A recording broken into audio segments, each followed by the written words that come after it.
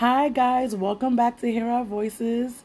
Thank you for coming back this week to the podcast. Guys, this is Jessica's part two to her story and also telling you a little bit about Unlock and how it helped her and things like that. So sit back, relax, enjoy yourself, get some popcorn, maybe something to drink, maybe some coffee, some soda, some juice. Depends how you feel today. And listen to the information that we have to give you. If you are a person who was formerly homeless or housing insecure in New York City and you're a family, or was a family in the shelter, please email us. We'll love to hear your story. We'd love to have you on the podcast as a guest. Also, if you want to follow us on Instagram, Twitter, Facebook, guys, we're launching a Facebook. We're also launching a YouTube channel. So, guys, sit back and relax. All the links will be in the description down below. I hope you are enjoying these podcasts. Me and my team, we work very hard to get these episodes out to you. You're going to be hearing some even more amazing stories coming up in the future. So hit that subscribe button and just follow us on here. Maybe if listening to us on Spotify or Anchor, I'm not sure. We are on many different platforms, but I hope you're enjoying this day. Be safe and make sure you make a difference in people's lives. Talk to you next time. Because I'm going through the process of eviction, you obviously have to show court documents, your identity, social, proof of address, your lease. And then they gave me like this referral package that I filled out with my partner, and we took to Canba home base, which is located in Flatbush. I don't know if you've ever been to that Canba location. I have. Is this the one on Church Avenue? Yes, on Church Avenue. Yes, they have a lot of different buildings over there, but yeah. Yeah, it's the one that's right next to the gym. Okay, yeah, on the Church Avenue side. The Church Avenue side, yeah. So I was assigned a case manager there. I processed my application there. Once I processed my application, I was called in for like an intake interview with the case manager. And like she basically goes through the whole application once again, and you have to fill it out with her. Bring once again the documents that you brought over to HRA. So it's a really confusing process, because what you just did at HRA, you have to do it once again in Canva, which makes absolutely no sense. Right. But okay. So after that process, which usually it took me maybe an hour and a half, 2 hours at Canva with waiting time. I waited. Wow, that was right. I'm gonna say I waited maybe a couple of weeks. That was, I don't know, maybe 8 weeks before I heard a response from the city that approved the package, and they issued me the voucher. They gave me the shopping letter. And then once I got the shopping letter, obviously I was able to go and apply. I obviously didn't apply. I mean, I obviously didn't find a place right away. It took me months. So I had to recertify my voucher every 3 months, because it would technically expire, So I would have to make sure to bring the same documents that I brought in before to the office every 3 months, so they can give me an updated voucher. So then if I was to find an apartment, I could show this to the broker or the landlord and make sure that my voucher was up to date. Once I found, let's say, my place, which I am now, I filled out an application with my landlord. Canva gave me a security voucher letter, another letter for the landlord, another application for the landlord. He filled it out. They had to wait some time for that. And then they had to schedule an inspection with HPD. I failed the first time, so I had to wait another 2 weeks. I waited maybe around 3 months for that process, right? Why did you fail? Okay. So HPD is very specific. There's very specific things for apartments, especially when it comes to thefts, because children are involved. Okay. So fourth tips are you must have safety guards on your windows. You have to have smoke and carbon monoxide alarm. You need to have working gas on the stove. And I failed because we did not have working gas in the stove because the apartment was vacant for 5 months because the landlord was waiting on, on Canva. Right. And we needed to make sure that there were not like any like open like nails or anything like that can harm children. So yeah, because of that, it failed. So we had to reschedule it. It took another 2-3 weeks. The pandemic hit. So then we had to wait another month before the checks would come in.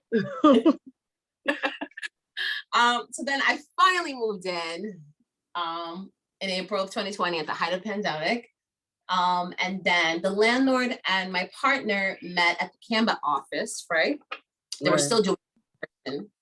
They met at the Canva office and the landlord received the checks and my partner received the keys. Oh, wow. That's good. That was the moment. It's a lot. Like, it's a lot. It's so much. And it should maybe what they should do with the app is make people do videos of the apartment, like probably show from like outside so you know it's the right address, go into the apartment and show these things as an actual person walking around. And they can have a person watch videos because it's easier than traveling from place to place at point A to point B in New York City, finding parking, then go in or come up the bus or train, it could be a delay.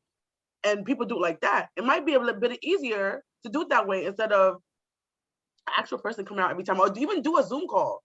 At this point, Zoom calls are faster. Then you go to my house. Virtual like Zoom inspections would probably be much faster. I agree, probably having more case managers working with voucher holders, like, because they're probably understaffed, very understaffed too. So it probably takes longer to process paperwork. It would also be helpful if they had like a portal where you can like have all this information. If I'm not mistaken, I could have swear I heard that like now there's somewhere where you can check the status if you've been approved or not for your steps. But back then there was none of that.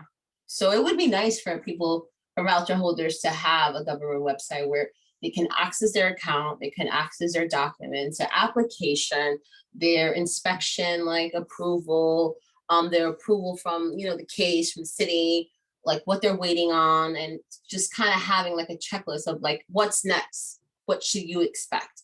Because what's the problem?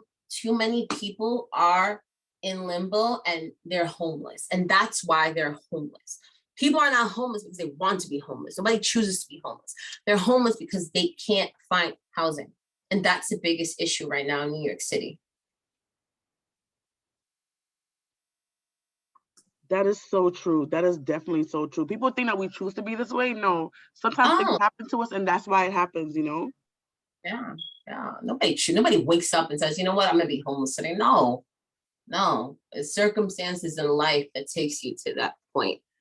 So, like if the city could just facilitate the process and make it a bit more efficient from their end and easier, it wouldn't be so long, and like we wouldn't have so many people in shelters. We wouldn't have so many people waiting to find apartments, this wouldn't be an issue. I had a colleague today tell me that the city currently has about 2,500 supported housing units available, right? I don't know if you've ever heard of supporting housing. I have, but you can explain to people. It's I think it's like for people that need assistance and they have like, case workers come and help them, like see if like, they have food and everything is like up to date, and then they have like therapy, right? It's something more like that, right? Yes. When I understand it, and people tell me, yes, that's exactly what it is. So if you need extra help and things like that, some people just need extra help to kind of stay on track. Yeah. I think honestly, 18, if you're in low income neighborhoods, and I feel like a lot of parents don't teach their kids how to do things. When they turn 18, they kind of like in the world and it's like, what? Or maybe 20, 21, they're still kind of confused. I was confused. I think people probably they should teach it in school, or if you're in low income neighborhoods, they should probably give people that automatically to kind of help them out, because I feel like it'll help them better in life. Because some people don't know how to do leases. People don't know how to do, these are common things. When you're an adult, you're like, oh yeah, of course. But when you are a teenager, 18, 19, 20, even though New York is kind of hard to do that, but even like, say Florida, where it's kind of, well, it depends where you live in Florida, because not everywhere in Florida is cheap either. But like, like I said before, Mississippi, Alabama, like a kid is a kid, 18-year-olds is still, they're adults, but they just 17 the other day, They need to know how to read a lease. Or when you look in an apartment, make sure the water is on. Who's gonna pay for the water? Is it included in my rent? It's not included in my rent. Is light included? Like certain things people don't know how to look for when they're in the apartment, like, oh, I didn't think about that. People don't think about, I would need a shower curtain, because most places don't come with shower curtains unless they have a door on the thing. Like people, oh, when I come in, I should clean up first, maybe. You're not sure if the landlord cleaned up properly after the last person who lived there. You just have to think about these things. A lot of kids don't know what to look for. And I feel like it should be offered to them before they graduate high school, so you make sure they are, or have a life skill class or something like that, because people are coming out here confused. People don't use checks now, but back in the day, how to write a check or how to balance a checking account. How you should pay, how you should save for your rent from out of each paycheck. Things like that, kids should know. How to a broker's fee you might need to, if you go through a certain agent or whatever. Don't pay 3 months rent. You're supposed to be paying the month's rent and the I forgot the word, but you have to like pay two sums, but it's like it equals out to your rent in case you miss a month or something like that. If like when you leave, you get a deposit. Sorry, that's what I'm trying to say. A deposit. You're not supposed to pay more than the deposit and then the rent. Some people it's illegal to stay extra 3 months worth of rent. It's not supposed to be like that. People don't know these things if you don't teach them these things. And parents sometimes, which is sad, they push their little bird out the nest and they're not equipped to fly, and they out there just dying in the street, literally, and end up homeless because they don't know what to do. So I don't know. It's a lot. It's really a lot. Like I was saying, that there's 2,500 of these units of housing supporting like available, but allegedly, the city lacks like the proper staffing to kind of like get everyone processed, like their paperwork processed in right away. So it's going to take some time. So the city's working with agencies to write proper referrals, blah, blah, blah, blah, blah. This is the reality, right? There's all these homeless sweeps that Mayor Adams is currently doing, right? Right. Why can't you provide these people with those sort of apartments? Why do you need to remove them, traumatize them, antagonize them, attack them, treat them like they're nobodies? Like, provide them with these apartments, help them out. Right. We have the vacancies, we have the housing. We just don't give. They don't. And you know what's the worst part of it is that they love to turn the middle class against the lower class. They love to do that. That's true. They love, and I don't blame the middle class, because middle class at all, they get no help from city, none. Meanwhile, the rich and the elite, they're on top, enjoying, having fun, eating cake. While us out here, we're barely surviving, struggling. Right. They don't care. And that's the problem. That's the problem, I like to believe that there could be some change. I really do, especially when it comes to policy and enforcement, because the law is there and it should be enforced and people should follow the law, right? Right. But I just feel like the city enforces the law when it comes to their benefit and not when it comes to the benefit of the people. Right. It's definitely true. So Unlock, right? Yes. How can people go and use this app? How is it easy app to use, or is it kind of hard? Do you have to call in to kind of get people to help you, or just help you in the app itself? Don't have to talk to anyone, which is the best part, unless you want to talk to somebody, but you don't have to talk to anyone. So our website is weunlock.nyc, weunlock.nyc. And if you visit our page, you will have the option of reporting straight from your phone. It's basically just a website. You can visit it from your phone, from your iPad, from your computer, wherever you're at. And when you're ready to issue a report, you can select report. If the issue has already happened, let's say, and you have evidence, we definitely recommend for you to attach the evidence, whether it is text messages, emails. You know, a lot of people ask me, like, is ghosting, you know, is that like evidence? Is that illegal? Yes, it is illegal. If a broker or landlord ghosts you after you mention like your voucher for payment, that's illegal. You can report that. That's not okay. If a broker is charging you ridiculously amount of fees for an application, that is illegal. You can report that. You know, there's a lot of things that people don't know about their rights. So if they want to learn a bit more, they can come to our website. We also host monthly workshops for voucher holders. The second Monday of every month. I host them every time, usually around 4 p.m. And they're all virtual, so it's not in person. So if you can't make it, it's fine. If you want to drop in during a call and discussion, you can as well. We also have a Twitter. I actually follow you on Twitter. I don't know if you follow us. Oh, thank you. I will definitely look for it. Because I have 2 pages on Twitter. So it's like I have my actual Twitter and then I have the HOV Twitter. So that's why it could be on one of my on the other. There's a lot of stuff on there. So I'll definitely it's under your name or under Unlock? It's under Unlock. So okay. We Unlock NYC on Twitter. I don't have Twitter. I'm boring. But I write under the Unlock. We Unlock Twitter. So you'll see me there. We're also on Facebook. We Unlock NYC on Facebook for people that want to find us. We're very active in Facebook groups as well with voucher holders. That's very big.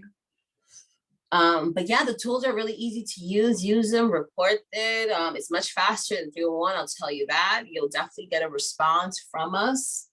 And the outcome is totally up to you. So when you report, you have the option if you want it to be sent to CCHR, which CCHR can stage a light intervention, right? In which they'll reach out to the landlord and like remind them like of the law of SOI law, and potentially negotiate the unit for you if you're interested in it, right? Right. But you also have the option of sending it to other organizations or government agencies that we work with. And if you want to take this into like a legal matter and pursue this, let's say like to court, we can also refer you to like legal assistance. But it's totally up to the user and what they want to do. Everyone has a different outcome and whatever they want. We have users that are really active and they want their voices to be heard and they want it to be known that this can be done to people. And there's people that are like, listen, I just want to share a tip with you and that's it. Has anybody actually been successful by taking up to court? To court from us that I know of as this moment, I know of court cases that have been successful, but not like from us. But taking it to CCHR, yes, we have. We have a couple of successful cases, including myself, but I did not take the unit. So I reported a management company because they were asking me for 725 credit score, and they did not want children, even though I mentioned my voucher and I mentioned I had a family, et cetera, et cetera. I reported them to CCHR. I went to visit the place. The broker was still giving me shit like, oh, are you sure you want to live here? Like, there's a lot of single people. There's no children here. I went back. I spoke to CCHR. I emailed them. I told them what they said. The next day, the broker reached out to me and said, hey, our management company is interested offering you the apartment. Are you interested in the unit? I don't know what CCHR said to them after like I said that to them, but they were probably shook, they were probably threatening them to take this to court. But yeah, it worked for me. It doesn't mean that it'll work for every single case, no, but I do believe the more people report, the more data we have, the more numbers we have to show to city officials that this is the issue and we need change. Got it. That's really cool. That's really cool. There's successful stories out there about what's happening. And people, I think what it is also, this thing is not really put out there, because people always say, oh, we need to report them, we want to report them. But I've never heard people really saying, oh, there's a thing, set up for it already. So this is a good thing to kind of get out there and really have people know about this and know what to do, because hopefully this can get it together and people will, get apartments and be happy and just have their family just be in a place that was kind of, of their own, and, just live life. You just want the best for your family. I agree. I totally agree. We just launched last year, and hope that we can reach a greater audience and reach more people and, motivate more people to report, because reporting does matter. And it does. It does. Numbers do matter, and especially when it comes to city officials, politicians don't know. So we can show them, hey, this is how many people are suffering discrimination in your district. They might do something about it. Right. If I show them your story, they don't care because it doesn't impact them. That's true. I hate to say it. I hate to sound cruel but that's how it is. It's a cruel world where most people don't care about each other. And that's why people like us, we have to look out for each other. We have to look out for the community and, share our resources and do the best that we can. Right. Yeah. Do you have any last words for the people who are listening right now? Any last words? Be kind to each other and don't let the powers be turn you against each other, because you guys are all brothers and sisters at the end of the day. Right. All right, guys, we came to the end of Hear Our Voices podcast. Please follow us on Twitter, follow us on Instagram. Everything will be in the description below. Everything we talked about, what I have a link to, will be in the description below. Thank you for listening to these podcasts. And if you have any ideas, any concerns, any things like that, you could definitely DM us, because I'm on Twitter all the time, literally, and I'm always on Instagram when it comes to my phone, so I definitely will see it. And talk to you guys next time, and I hope you enjoy. Bye.